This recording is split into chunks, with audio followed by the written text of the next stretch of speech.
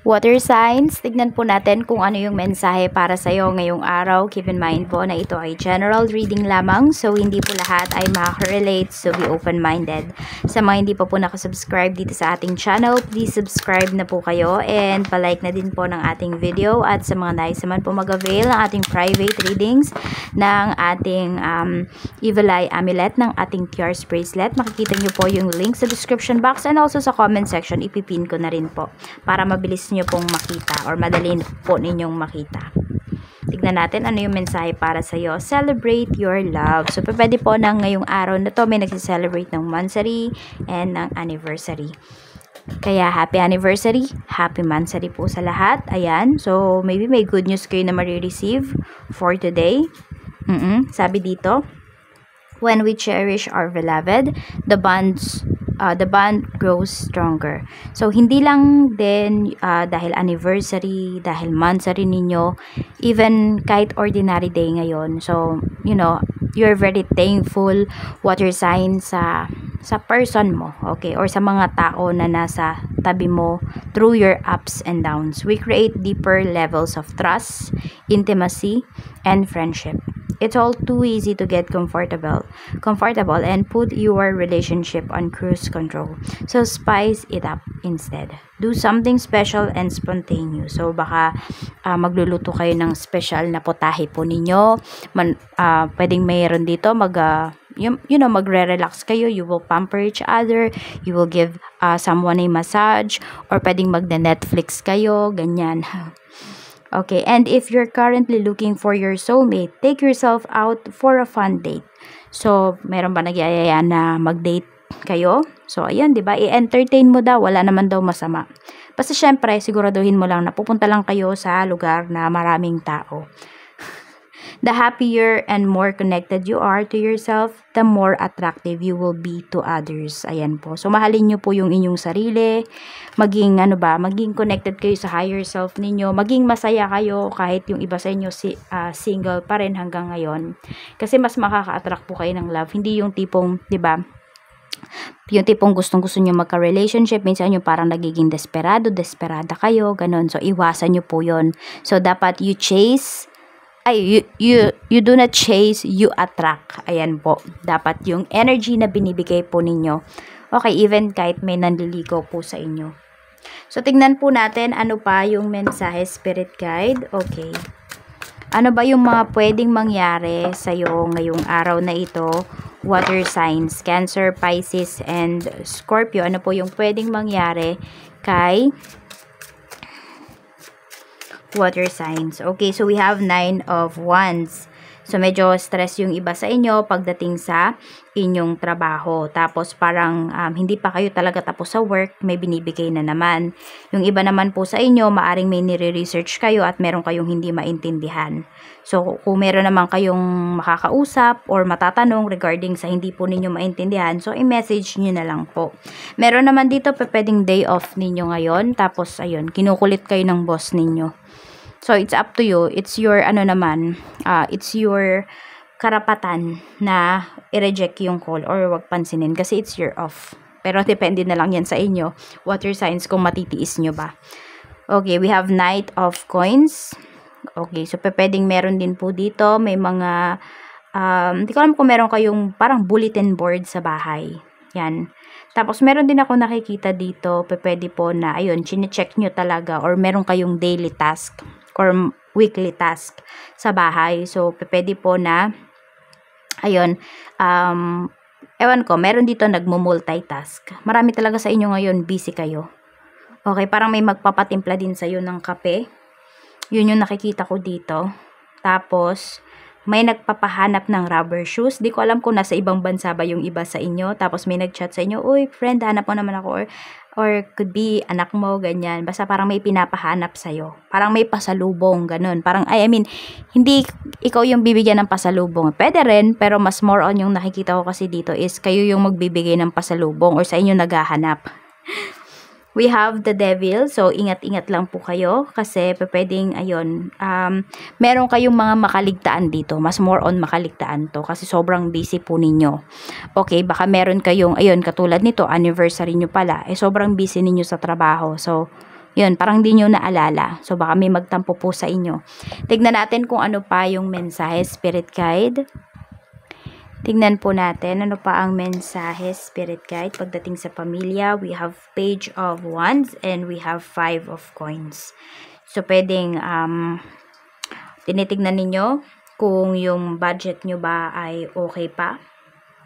Okay, so ayan po, pwedeng nai-stress yung iba sa inyo kasi you feel na hindi naaabot yung perang hawak ninyo ngayon sa kung ano man yung mga kailangan ninyong bayaran. So, nai-stress na naman yung iba sa inyo. Ayan, tapos meron din dito parang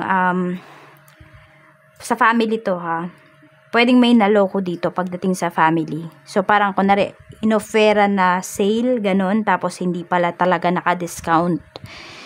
O, parang may nabudol dito sa family members mo. Siguro, pag ano, yan, kung saan man pupunta, sa mall man, or kahit saan, iwasan makipag-usap, iwasan mag-entertain ng mga tao na hindi naman kakilala. Baka kasi mapasubo kayo dito. Or, isa sa family members mo nga, ganun. So, we have King of Cups. Pagdating naman sa friends, we have 10 of Coins. Okay? Pagdating naman dito sa mga kaibigan mo, very considerate yung mga kaibigan mo dito, water signs. Tapos, yung iba po sa inyo, pwedeng ma-invite pa kayo sa bahay nila. Hindi ko alam kung house blessings ito. Oo. Pwedeng may magpapa-house blessing dito.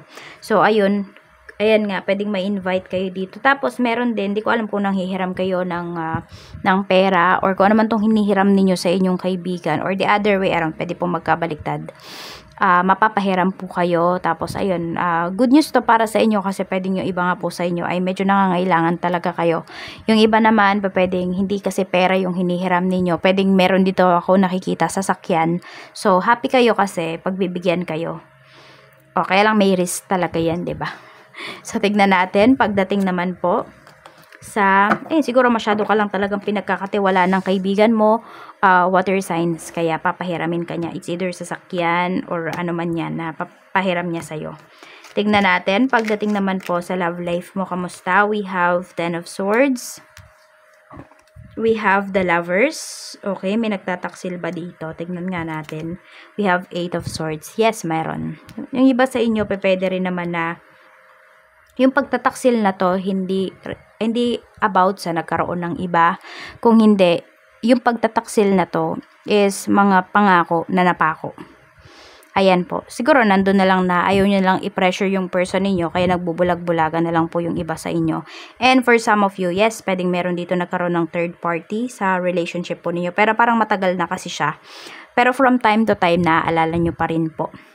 O yung iba naman sa inyo matagal na, pero matagal na pala nagkaroon ng third party, pero ngayon nyo lang nalaman. Tapos yung iba naman po, ayun, pwedeng may expectations kayo sa person ninyo ngayon, kasi nga pwedeng anniversary or monthsary.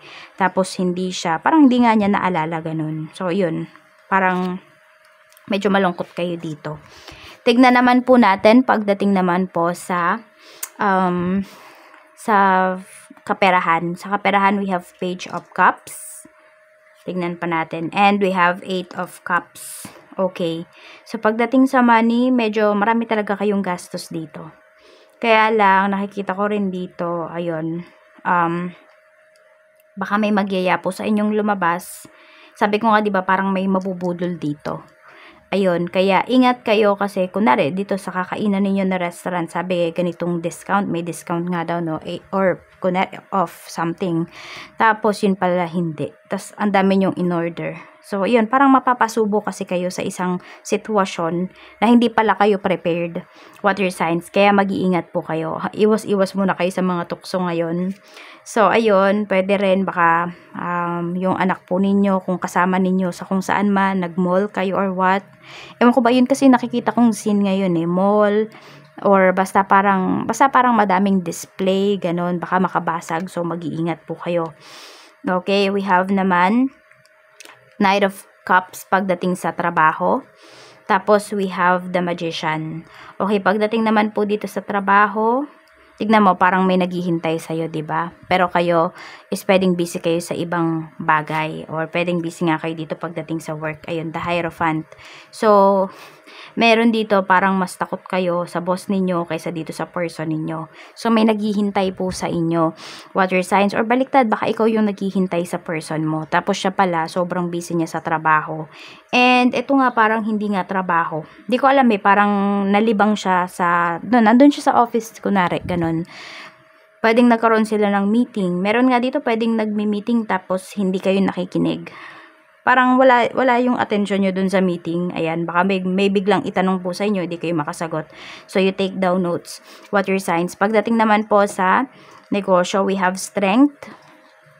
Tapos, we have the world. Okay, and we have justice.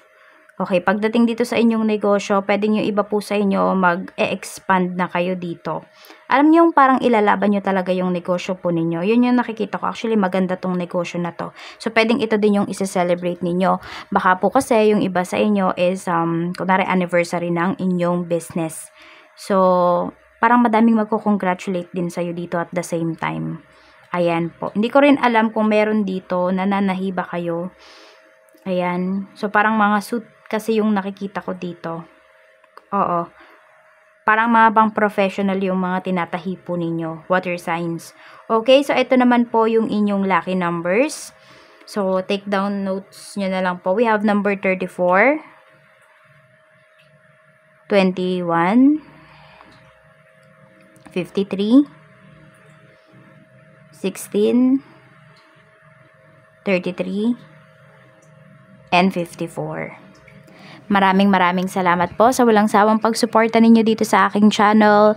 By not skipping ads, ay patuloy pa rin po tayong nakakapag-produce ng videos araw-araw. Mag-iingat po kayo always and more blessings to come.